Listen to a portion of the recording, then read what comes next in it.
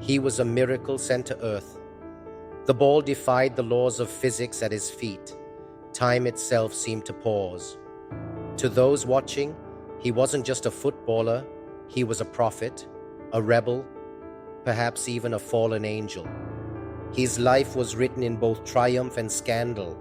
He was a god of the game, but also a man haunted by his own shadows. This is the story of a soul cursed by immortality. Born on October 30th, 1960, in Lanús, Argentina, Diego Armando Maradona was the eldest of 5 siblings. He grew up in the impoverished neighborhood of Villa Fiorito, Buenos Aires. Running after a worn-out ball through muddy alleys, his childhood was shaped by hardship, but also by destiny. At the age of just 15, Diego Maradona was still a boy, but when the ball was at his feet, he moved like a seasoned master. On October 20th, 1976, he made his professional debut for Argentinos Juniors. That day, those who watched him closely realized they weren't just witnessing a young talent, they were seeing the dawn of a new era. Maradona went on to play 166 matches for Argentinos Juniors, scoring an impressive 116 goals. But this wasn't just a striker's record. Every move he made on the pitch was like a brushstroke on a canvas where football met art. His low center of gravity and short stature gave him unmatched balance.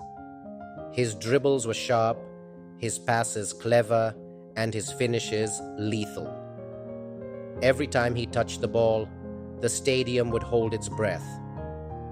During those years, Diego wasn't just dazzling his opponents, he was enchanting the entire nation. With each passing game, his popularity soared. He became the rising star of Argentine football. Though his club was reluctant to let him go, it was clear that Diego was destined for a much bigger stage. In 1981, he transferred to Boca Juniors, one of Argentina's biggest and most beloved clubs. But this was more than just a professional move. It was deeply emotional. Maradona had supported Boca since childhood, and in his debut at the legendary La Bombonera, his performance ignited the stands. Diego had begun to live his dream.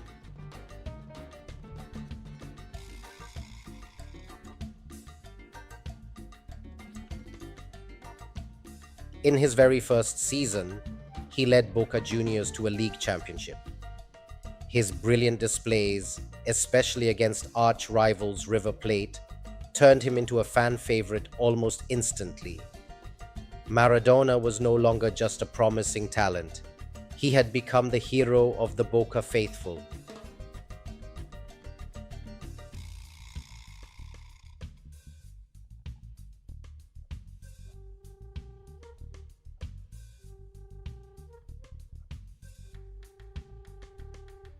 But his growing stardom in Argentina was now pushing him towards the inevitable: Europe. The biggest clubs in the world had their eyes on him. After the 1982 World Cup, Maradona would take the next step in his journey toward legend, crossing the Atlantic to begin a new chapter on the global stage.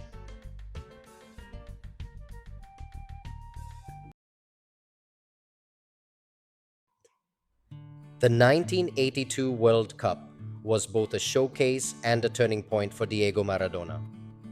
Although Argentina underperformed, Maradona's talent was impossible to ignore.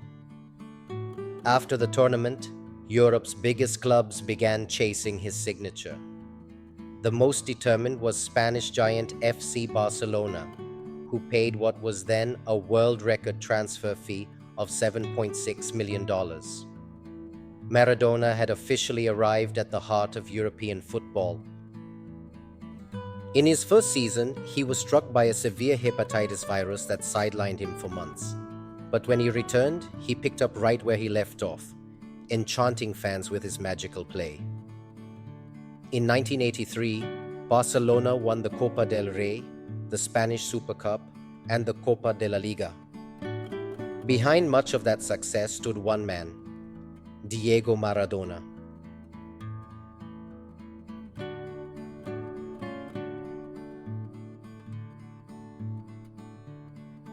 Yet his time in Barcelona would be remembered for more than just trophies.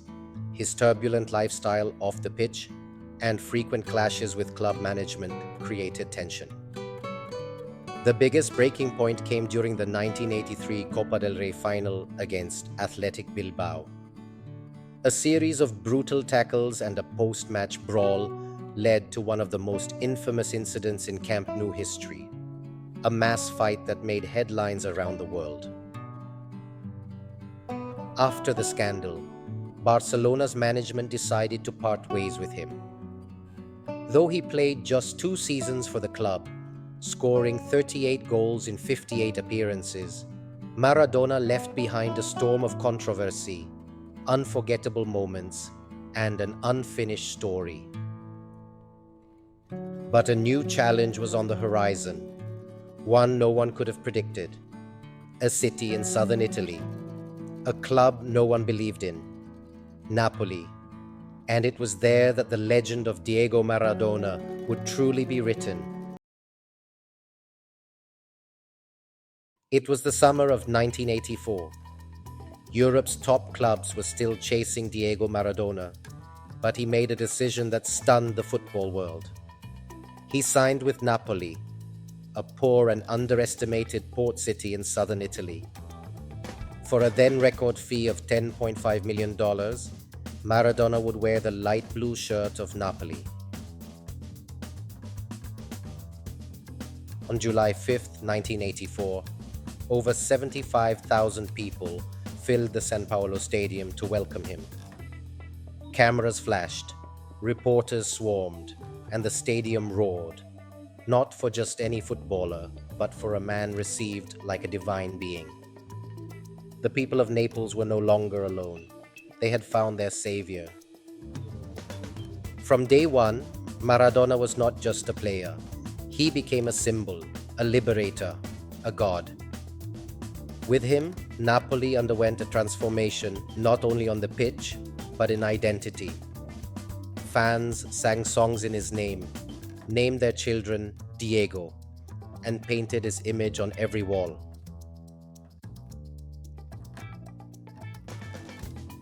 And soon, the trophies followed. In the 1986-87 season, under Maradona's leadership, Napoli won their first ever Serie A title. That same year, they also lifted the Coppa Italia, completing a historic domestic double. This was more than just sporting success. It was the South rising up against the North. Maradona wasn't just a footballer anymore. He was the soul of Naples. More glory followed. In 1989, Napoli conquered Europe by winning the UEFA Cup. In 1990, they secured a second Serie A championship. The Italian Super Cup crowned an unforgettable era. But where there is light, there is also shadow. Maradona's life off the pitch began to spiral. His growing ties to the Naples mafia, a wild nightlife, drug use, and relentless media pressure created a storm. The hero was now fighting his own inner demons. In 1991, he tested positive for cocaine and was handed a 15-month ban from football. It marked the end of his legendary time at Napoli. But what he left behind was more than statistics. 115 goals, countless magical moments, and an eternal place in the hearts of millions. For Napoli, Maradona wasn't just a footballer. He was the embodiment of a dream, the hope of a forgotten city. And over time, that hope became myth. That myth became legend.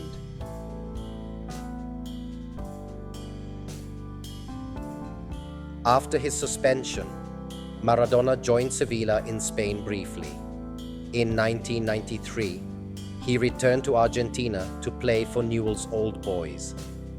Then in 1995, he came back to Boca Juniors and played there until his retirement. In 1997, at age 37, he officially retired from football. Post-retirement, he faced serious issues with drug and alcohol addiction. He was hospitalized multiple times and underwent gastric bypass surgery. His health battles mirrored his turbulent career. Throughout his career, the heaviest jersey Diego Maradona ever wore was that of the Argentina national team. He wasn't just a footballer, he was the embodiment of a nation's soul.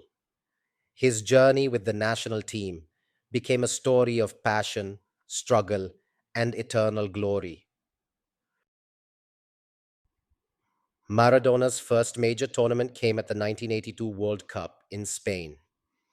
At just 21, he arrived with high expectations, but inexperience and Argentina's underwhelming performance led to disappointment. In the final group match against Brazil, he was sent off with a red card, exiting the tournament in frustration. But this was only the beginning. The storm was yet to come.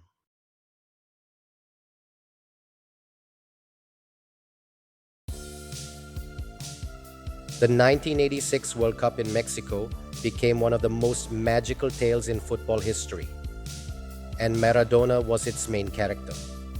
From the opening match, he was everywhere. He didn't just play the game, he controlled it, redefined it. Under his leadership, Argentina marched toward the final, and Maradona delivered one of the most dominant individual performances the sport has ever seen. Then came June 22nd, 1986, Estadio Azteca, Mexico City, Argentina versus England, one of the most iconic matches ever played. The first goal came from a punch, the infamous hand of God, and the referee missed the foul. Years later, Maradona would describe it, a little with the head of Maradona and a little with the hand of God. But the second goal eclipsed even the controversy. Just 4 minutes later, Maradona picked up the ball in his own half, dribbled past 5 English players over 60 meters, and scored a goal so beautiful it was called the goal of the century.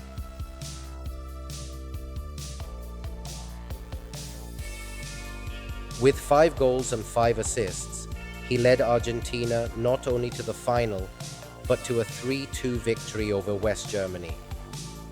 The trophy wasn't just a football triumph, it was a spiritual rebirth for an entire nation. Maradona had become a god in football boots. In 1990, the World Cup in Italy saw Argentina once again reach the final. But this time, things didn't go Maradona's way. Plagued by injury and pain, he couldn't replicate his 1986 form. Argentina lost 1-0 to West Germany. After the match, with tears in his eyes, Maradona spoke out, "They killed us. That wasn't football."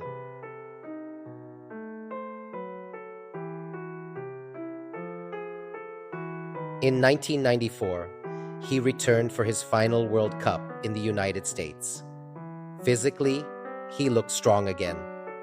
But after the match against Nigeria, he tested positive for a banned substance.